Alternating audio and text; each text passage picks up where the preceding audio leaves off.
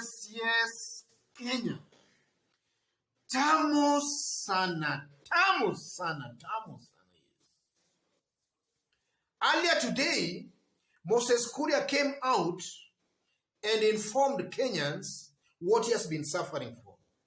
Because for some days now, Kenyans have been seeing top Kenyan politicians and leaders paying Moses Kuria a visit at Karen Hospital, Nairobi. So today Moses Kuria came out and actually revealed to Kenyans what he has been suffering from. So I want you to listen to this video of Moses Kuria as he explains what he has been suffering from, and you also listen from the same video what Moses Kuria said some times back about counterfeit goods and products. Listen to this video. Ukisema cover ya simu ati ni counterfeit. Nani amekwambia tumekataa hiyo counterfeit? Nani amekwambia simu yetu itapata homa? I am encouraging counterfeiting of anything that is not produced here locally. Kama inakuwa produced hapa, tuonyeshe ni wapi tukanunue hapa.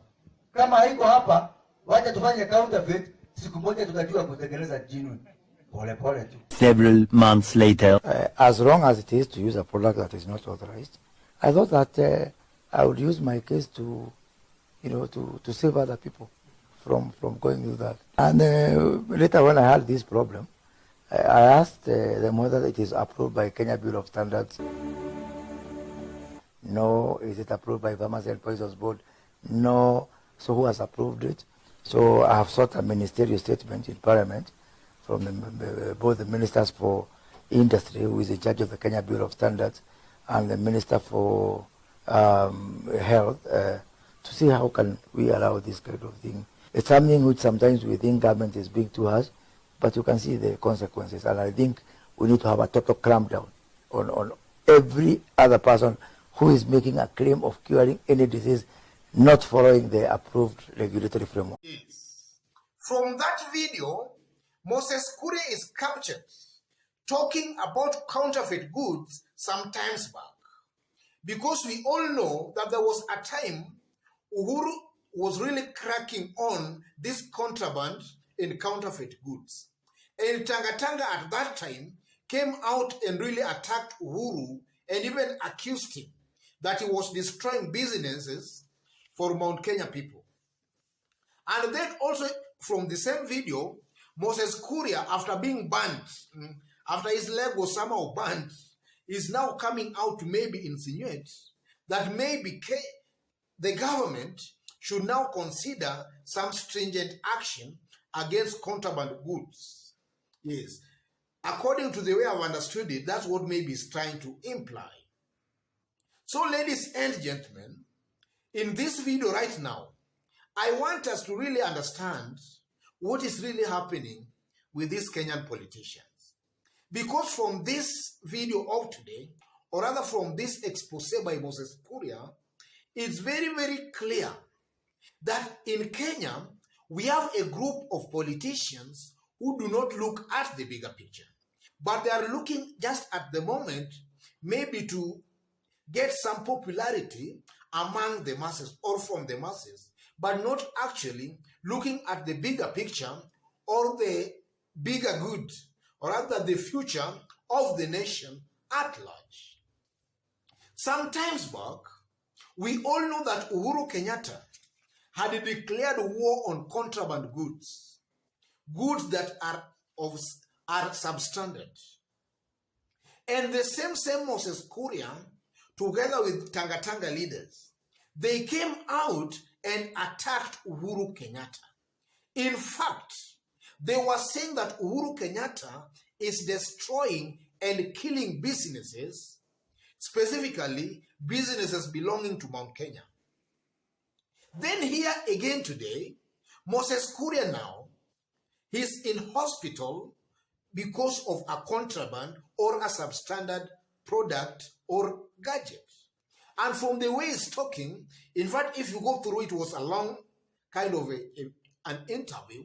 If you go through the whole interview, Moses Kuria, in one way or the other, is actually trying to insinuate that the government should actually be very, very firm with these contraband goods.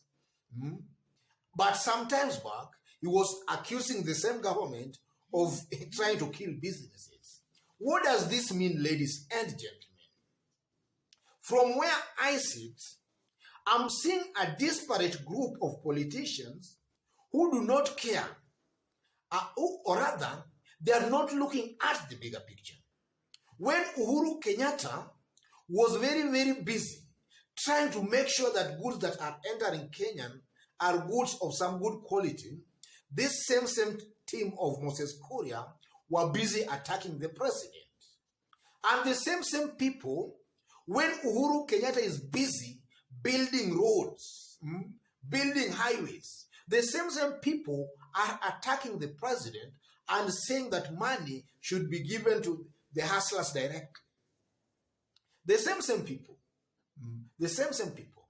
When the president was trying to unite the country through the BBI process, the same people and group, they came and told us that the president was just interested in creating position, maybe for himself and maybe for some other leaders. The same group.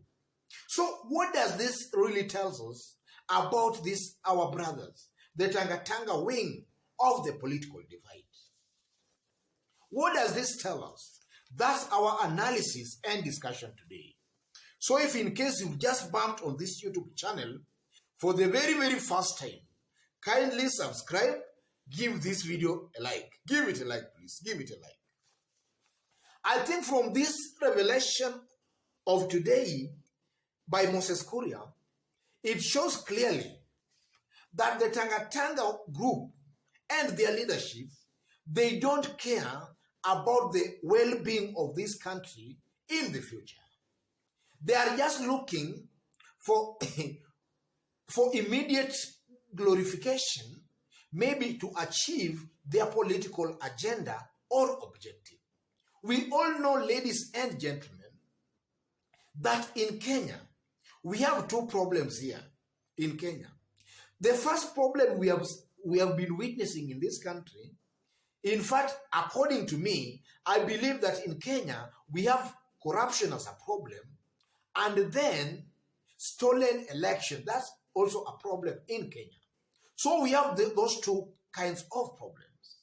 And also the former Chief Justice yesterday just insinuated that in Kenya we have two problems: corruption and lack of following court orders.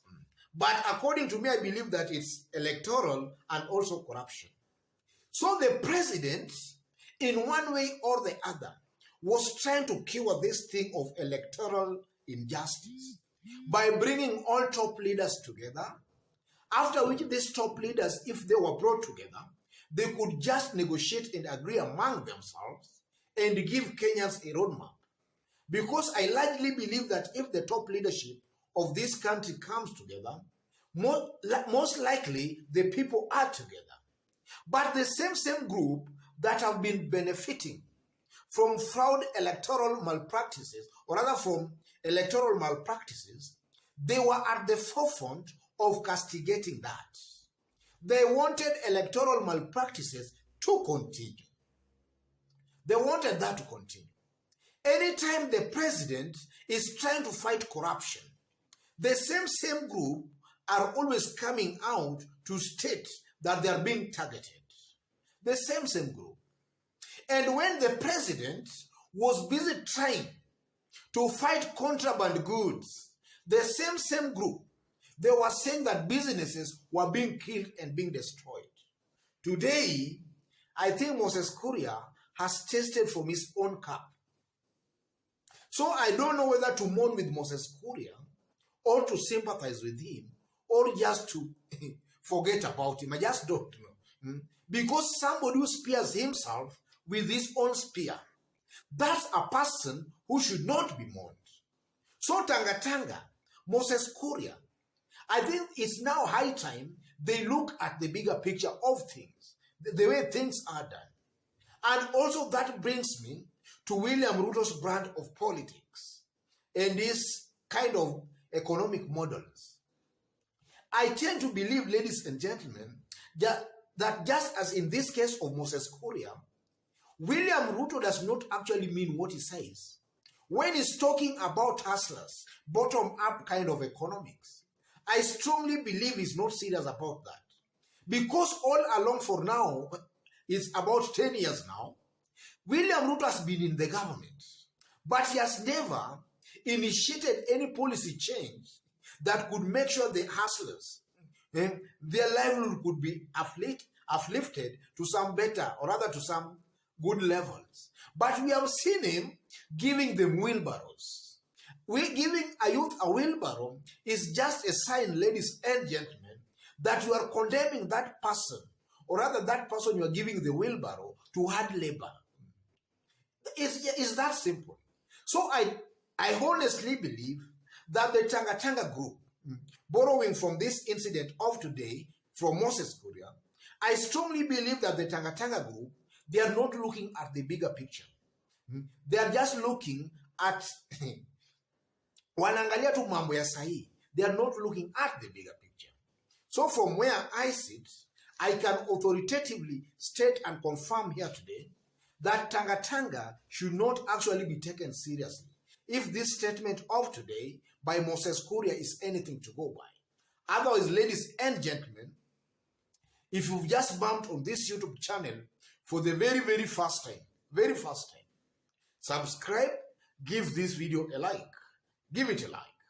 To those watching us for the very first time outside of Kenya, drop a comment and let us know from which part of the globe you are also watching us from. Drop a comment. And to our continued fans and subscribers in this YouTube channel, I'm very much humbled with the kind of support you are giving me here. I'm very much humbled. You can see we are almost hitting the 12,000 subscribers mark. That's a feat we are achieving in less than 6 months. That's a big achievement. Big achievement.